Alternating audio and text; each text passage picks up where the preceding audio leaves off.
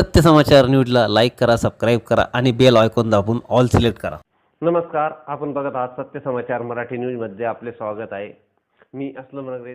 चला बघूया आजच्या 12वी बोर्ड परीक्षेत डमी विद्यार्थी बसून परीक्षा दिल्याचा धक्कादायक प्रकार उघड. दोषींवर तातडीने फौजदारी गुन्हे दाखल करा, अन्यथा रिपब्लिकन सेना टाईमने तीव्र आंदोलन छेडणार. महाराष्ट्र राज्य माध्यमिक उच्च माध्यमिक शिक्षण मंडळ पुणे संचलित नाशिक विभागीय मंडळांतर्गत झालेल्या फेब्रुवारी-मार्च 2026 या इयत्ता 12वीच्या मुख्य बोर्ड परीक्षेत अत्यंत गंभीर आणि धक्कादायक प्रकार उघडकीस आला आहे.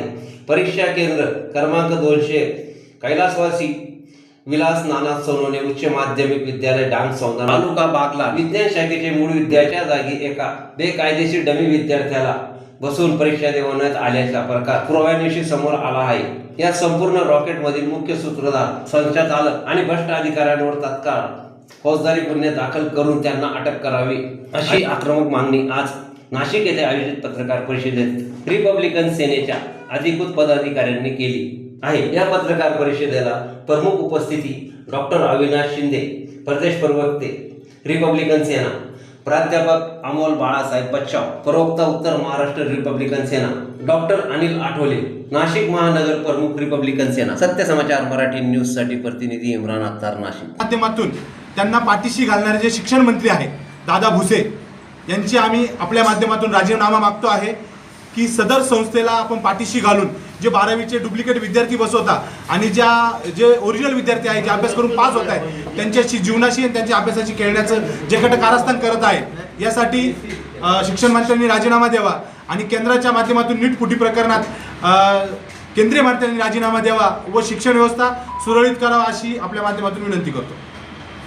या शिक्षणाच्या खेळपंडोबामुळे प्रामाणिकपणे जे अभ्यास करणारे विद्यार्थी जे आहेत ते विद्यार्थी मागे पडू लागले आहेत आणि त्यांच्या शैक्षणिक करिअरशी, संपूर्ण आयुष्याशी काही शिक्षण माफिया, काही गुंड या संपूर्ण विद्यार्थ्यांचं आयुष्य बर्बाद करण्यावरती टेकलेले आहे.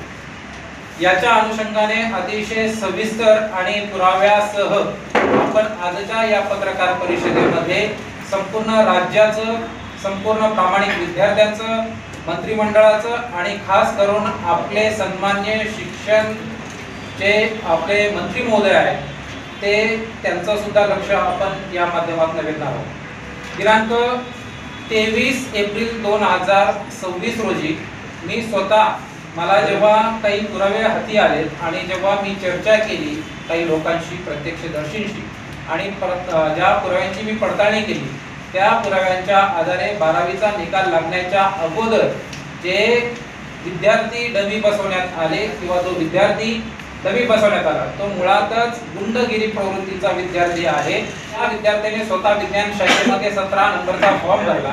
17 नंबरचा फॉर्म भरल्यानंतर जे काही 201 नंबरचं परीक्षा केंद्र आहे 12वीचं, ते बागलामधील कैलासवासी विलास नाना सोनवणे उच्च माध्यमिक विद्यालय डांग सौंदर्य तालुका बागला या आणि त्या विद्यार्थ्याचं नाव आहे हरी भाऊ पांडुरंग जाधव. त्याचा बैठक क्रमांक आहे S020-290.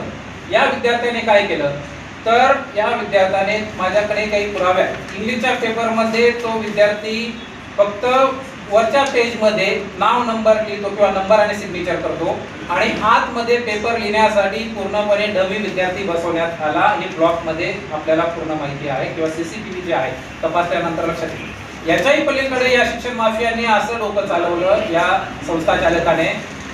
बायोलॉजीचा पेपर जो होता तो बायोचा पेपर स्वतः जो परीक्षार्थी जो आहे तो ब्लॉकमध्ये दाखवला आणि बायोचा पेपर लिहिण्यासाठी जो डमी विद्यार्थी होता तो संस्था चालकाच्या स्वतः दालनात बसून ते पेपर लिहिला. हे संपूर्ण आपल्याकडे व्हिडिओ पण आहे, ज्याने कबूल केलेला आहे त्याचा व्हिडिओ आपल्याकडे आहे आणि ते सुद्धा आपण वेळ प्रसंगी समोर मांडणार आहोत.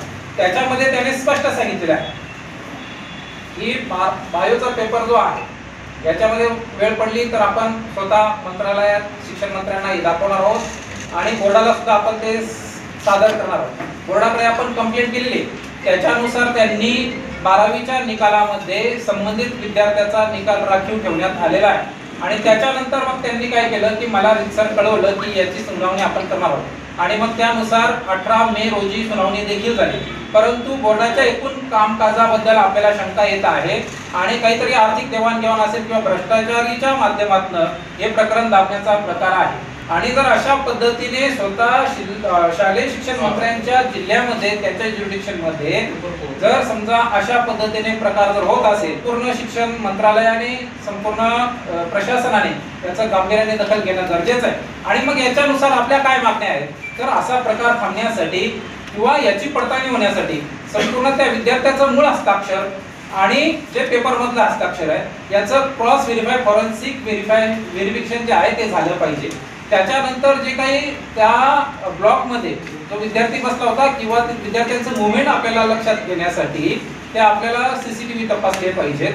त्यानंतर या रॅकेटमध्ये संस्थाचालक, केंद्र प्रमुख, सचिव, नंतर तिथला असणारा क्लर्क, नंतर तिथला असणारे पर्यवेक्षक हे सर्व सामील आहेत, मुख्याध्यापक सामील आहेत. आणि कमालीची गोष्ट अशी की 18 तारखेला ज्यावेळेस सुनावणी झाली त्यावेळेस या सर्व प्रेक्षकांनी खोटी जबाब जो आहे ते तिथं दिलेले आहेत की आम्ही होतो, आम्ही या विद्यार्थ्याला पाहिलं. वास्तविक माझ्याकडे असणारा जो सबळ पुरावा आहे तो सबळ पुरावा आहे. त्यामुळे मी इथं छाती ठोकून इथे सांगू इच्छितो.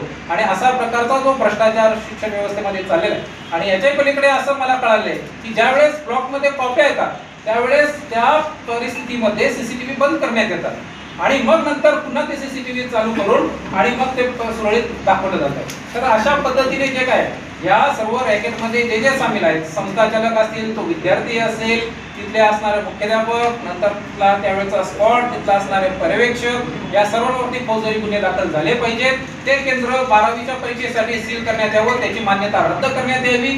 शिक्षण मंत्र्यांनी स्वतः महोदयांनी या विषयावर गांभीर्याने घेऊन कठोर चौकशी करून दोषींवरती फौजदारी गुन्हे दाखल करत ही संपूर्ण कारवाई करावी अशी आमची ठाम भूमिका रिपब्लिकन सेनेच्या माध्यमातून या ठिकाणी करीत आहोत. सत्य समाचार न्यूजला लाईक करा, सबस्क्राईब करा आणि बेल आयकॉन दाबून ऑल सिलेक्ट करा.